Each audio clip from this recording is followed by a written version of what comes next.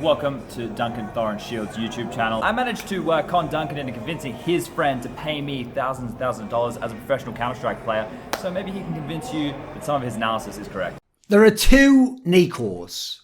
One is a godlike individual player, one of the best we've ever seen in the game. The other, a mediocre in-game leader with an enormous ego who has wasted 2 years of the first guy's time. So NiKo, the player, is one of the best in CSGO history. Individually, I understand why there are actually pro players. They'll occasionally say it in some of those videos where people ask them who they like. They'll sort of imply it. They don't really think you can fuck with the consensus that like Simple's the greatest or Device is one of the most. But I know top pros who think NiKo's better than Simple and think he always has been. And you know what? I can see the angle from which you can make that case. If I was tasked with making a video along those lines, I could make a great devil's advocate case for why that is. He is a truly exceptional player. He's also, by the way, had a good amount of team success as well. Like compared to some of the other greats in the game, he matches up fairly well, aside from the fact he was never on a team that did have an era or won the major overall. And I always will say this, and I'll say it again in this video. I always give him, just as I did with Guardian and people like Oscar, the additional benefit of the doubt in their careers individually and their team success due to their background. I mean, he comes from a region which has no basis in elite level Counter-Strike, even to this day outside of his family.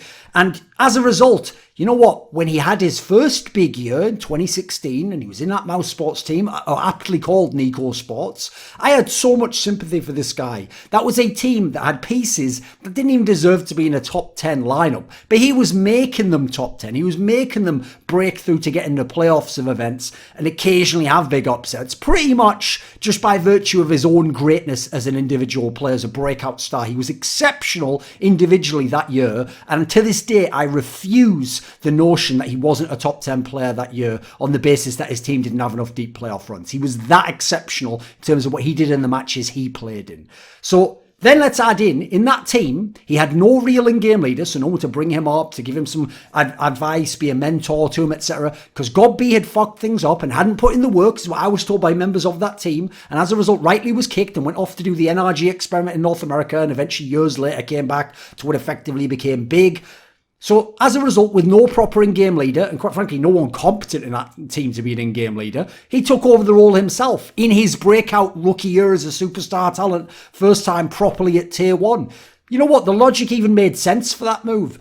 He was the only top-level piece in the team, and so as a result, he took over an IGL role, called around himself, doing what he needed to do to make himself able to carry the game so that his exceptional play could still potentially win you a game on DOS 2 or Nuke or maybe Mirage at a push. The more open, the more individual fragging-based maps. Quite similar, by the way, to what the same year Shox did in G2. Again, he's not a great in-game leader, but he was in exceptional form. He had Scream with him as well, so he called a game that made it work for those two guys. Wasn't as big a problem for the others. They fragged out and they were able to even win massive tournaments that year. Just that, you know what, NiKo didn't have a Scream next to him. His best player next to him was what, Nex? Chris J? Are you kidding me? This is a fucking joke. So let's not ignore that team, though, had their best result when NiKo was in the lineup. When Kassad had joined as a coach, it was like their second tournament with him. We got to ESL 1 Clone, then he came to E-League Season 1. And they went all the way to the semi-finals. They only lost to the champions, Virtus.pro, who were unbeatable in that playoffs, didn't drop a single map. And who did they beat to get there? Carrigan's Astralis, basically signing Carrigan's death warrant on the way out the team. I mean, that would obviously come back to be a repetitive theme. It's just this time he did it from the other team on the server. So in that scenario, that's my problem. The big result, even in NiKo's Mouse, that he was doing a good job of calling individually in, came from Kassad joining the team. And this is the same Kassad who has proven throughout his time in that Mouse Sports, in Renegades, in 100 Thieves, even in the fucking Valiance team, which basically was crazy before it was crazy, that he knows how to make the roles work, how to balance out the different stars and egos and styles, how to make individual players reach their individual peak of form. This guy has been a miracle worker for my money in Renegades 100 Thieves. But you know what? When he was with NiKo, he started to have that effect. And ever since then, I've never seen it when NiKo's the IGL without Kassad. So then you go into 2017. Once he gets to FaZe Clan, we're talking like March of that year, At that point in time, I mean, he doesn't need my sympathy anymore. At that point in time, he just has my admiration because he's a brilliant player on one of the best teams in the world. He had the pieces to win anything and everything. So he had lots of top placings, tons of top fours, playoffs practically every tournament. He was close to winning a major, one round away. Admittedly, he played like shit in that major final, but he still would have won a major if one kill maybe goes differently. The Stewie 2K just dies on that round. Then he was close to an era in the same FaZe Clan. They were right in position to potentially do it. Then you go into 2018, they're still winning. Yeah, they had the Carrigan dip where he looked like he fell off a little bit, certainly lost some of the confidence in the team. But then they had the whole mutiny that was attached with that. And quite frankly, they've never been the same elite level team since the Epicenter run of that year. And I will say, the Epicenter title run that they had, where they beat Team Liquid and they placed ahead of Na'Vi, that was, and also beat Na'Vi as well, that was, I will say, a tournament that NiKo was calling at. So that does go on his resume as an IGL. That was a very big time when even though there was no Astralis. But I will say, you know what I think about the hangover effect? It's awfully suspicious that comes right after, when Carrigan's even still in the lineup, but just not the IGL. But then when he's gone completely, not a whole lot there. When enough months have passed, everything he was doing doesn't seem to be there in terms of brilliance. It's just a degraded, decayed, atrophied version of what he left behind. So the problem is, now we're going to talk about NiKo, the in-game leader, post-Carrigan. And I don't feel sorry for this guy at all. If anything, I feel sorry for some of his teammates that have not been able to speak up and had this guy just waste years of their time. Because the last few years were his doing in nearly all regards. He kicked Carrigan, right? Okay. I even said at the time, I'm not against that entirely. Like, as long as there's someone brilliant coming through that door, you've got a game plan. I get it. Like, Carrigan did look like he lost some confidence in himself. Like, he did fuck up a bunch of clutch playoff series. Certainly, he had difficulties getting through to someone like NiKo and getting him on his side. I do think, by the way, I'll just say it now, if they get one more round and win that E-League major, I'm pretty sure NiKo himself just lets Carrigan stay for years beyond that. That's just my opinion. I think it would have changed everything. But let's put that to one side. Who did he kick Carrigan for? In the summation of things, knowing what we know now. He kicked him to bring super washed up Adren as an IGL.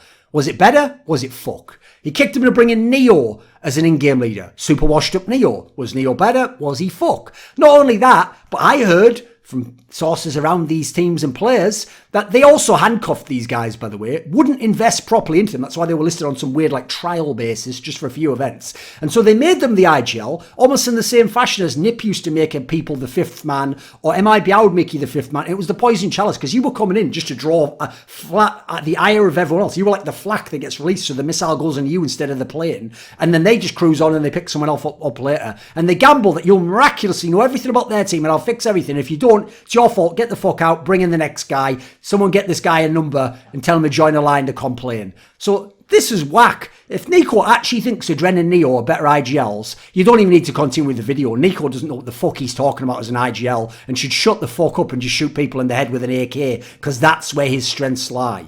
Then, how about this? Forget Adren, Neo. He also thought, I'm the best IGL available again. So he put himself back in power. Then he brought in new talents, right? Well, if he knows what he's talking about as an IGL, it's one thing if Olaf's over the hill and Rain's not being the best form and has stuff going on in his personal life that maybe distracts him. Okay, bring in some young fragging talents from FPL and you, NiKo, the God Emperor, the super genius, you'll put them in the right positions to understand how they should play, right?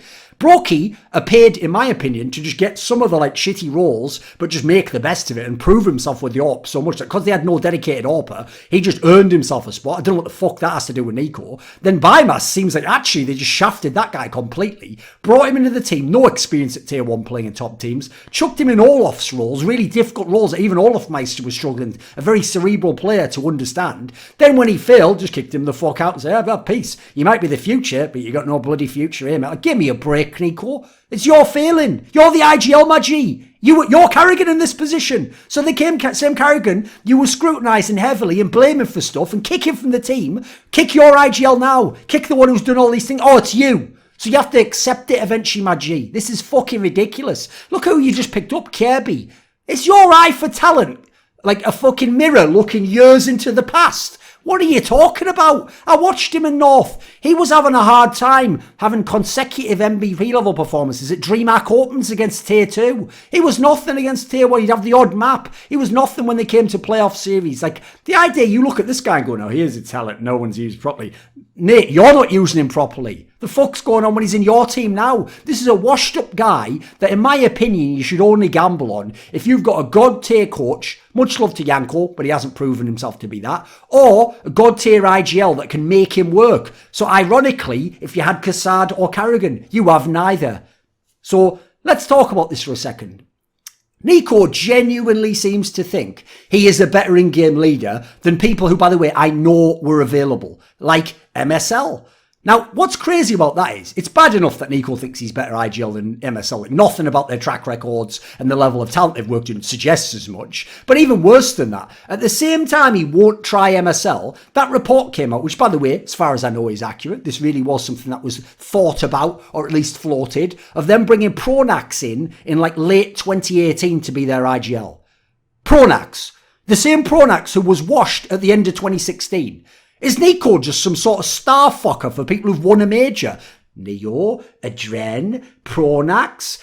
Are you fucking kidding me, my G? I guess it's lucky Zeus retired or you'd have brought him in. Ironically, you'd have actually been the best person you brought in out of that bunch. But apparently you just have to win a major and you're just all over the guy's dick. What the fuck is this?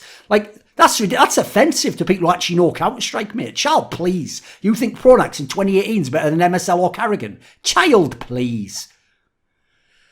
And no wonder you're so fucking good at playing Shadow or Mirage, mate. You spent your whole life in the fucking dark when it comes to Counter-Strike. Not bad. Someone write that down. I could even see NiKo, by the way, recruiting Fallen now. He's the sort of person who would, because he's the ultimate example of a player who doesn't get it. He just looks at a guy's trophy cabinet and goes, you won a major, it must be good. He's like, Carrigan, no major. MSL, no major. They're not good players. Are you fucking kidding me? Look what they work with scraps. They could work with the players you kicked from your team and get results comparable to some of the results you guys turn in at your average event. Not the 2 or 3 where you have a nice run, the average events that you have. And we're not talking about Blast Pro Series, my G. They should be your favourite events. Yeah, I bet you should ask Blast to bring them back. It's your only chance to win the fucking trophy as long as you stay as the IGL.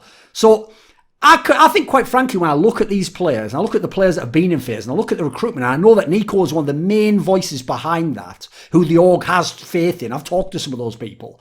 NiKo doesn't understand the roles in Counter-Strike. He's fantastic at his own role and where to put himself. But, like, who were the people who successfully made it for some time as role players within FaZe?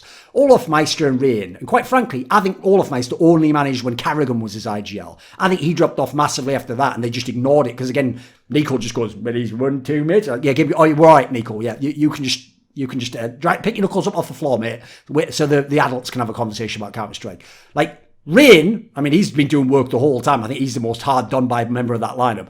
But what the fuck was he expecting from Bymass if they really actually were going to put him in those roles? Like, how was that ever going to work? The idea you even thought it was just shows that your brain isn't even in the game. Like, do you think NiKo taught Olof and Reigns what they were doing? There's nothing to suggest it. Then he gets in Cold's era. By the way, you get in a player like that, you can never complain again. You got all the help you need. Anything beyond that, it's the IGL or the coach fucking up. Oh, wait, the IGL's your best mate and you're the fucking... No, the coach is your best mate and you're the IGL. Well, you're the one fucking up then, you idiot. Like, Cold's era has been less effective in this team than he was in Busted Up MIBR and then SK when they actually were fighting you guys. Like, how have you managed that? Like, I think Fallen's mad over it the last few years, but even he was using Cold Zero better than you are. Even Cold Zero, when he was calling, seemed to have a better idea of how to use himself than you do. So, are you just cool with that your mate, who's supposed to be one of the best players in the world, is no longer one of the best players in the world when he plays in your team under you as an IGL? And that's nothing to do with you as the player. The two of you combined could have been amazing. But the IGL, who is you, has fucked everything up again, hasn't he? So, here's the thing, right?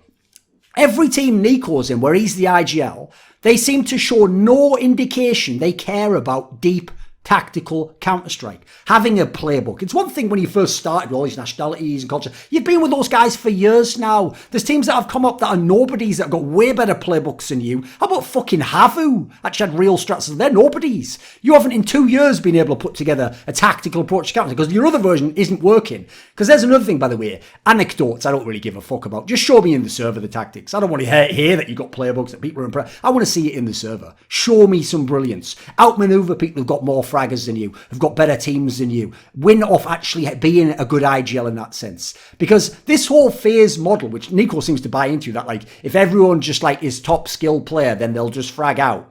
First of all, you haven't had the team to do that for years, but I know everyone's been lying to you, gaslighting you that you have. But let's be real. No matter what individual results we've seen to the opposite, where there's almost never anyone other than NiKo plus one other at most who's top fragging or in big form at any one point in time. Look at like Guardian went off the boil in your team, Olaf went off the boil in your team, everyone, Bymass, Neo never were on the... Like, mate, your success rate with these pieces is fucking garbo. You're the place where top players and formerly great players go to end their career. That's what happens when they play under NiKo the IGL. And then what? You're just banging your head against that brick wall again and again. Meanwhile, look at the talent you've had and it hasn't worked with this model of the game, mate. You've had Guardian, you've had Rain, you've had Cold Zera. If I'm a great player, like a Hall of Fame player, I say to my owners, give me one of those guys in good form, and you've had him in good form, and I'll make the rest work. There's the championships, right? Like when Kobe got Pau Gasol, that's all I need. Just give me Pau Gasol. He's not even a top 5, top 10 player in the league, but I'll win championships if you give me him, because I'm that good, and I understand the game. You don't, my G. So it also seems the final resort of all. I know it's where fans go first. This is where I go at the end. Just look at the actual tournament placings. What the fuck has this guy accomplished to make him be so egotistical? He's had 0 top 4s at Midges since Carrigan was kicked. There's only been 2, but admittedly he's had 0 top 4s. He's had 0 finals of big events since Carrigan was kicked. I mean, that's even more damning. Can't even win them fucking online. Never mind on LAN, by the way. So you know what? If you, NiKo, were pissed with Carrigan choking it in big moments of tight finals, I'd agree with you. Well, you know what? You got your wish, because that doesn't happen anymore, because you're not fucking in them, mate. You're watching the final at home with the fans. Usually, by the way, after fucking off some media day, so those same fans go home crying that they bought tickets for that and their dad took them there and you weren't there to sign their t-shirt because you're in a huff, even though you get paid a king's ransom to fucking play Counter-Strike and not win tournaments. The only IGL who can properly stop NiKo winning championships is fucking NiKo. And you know what's sad, guys? NiKo plays for NiKo, so it's super effective right now. And by the way, I'm just going to say this as a final note. Normally I'd keep it on the play, but I'm just going to put this out there.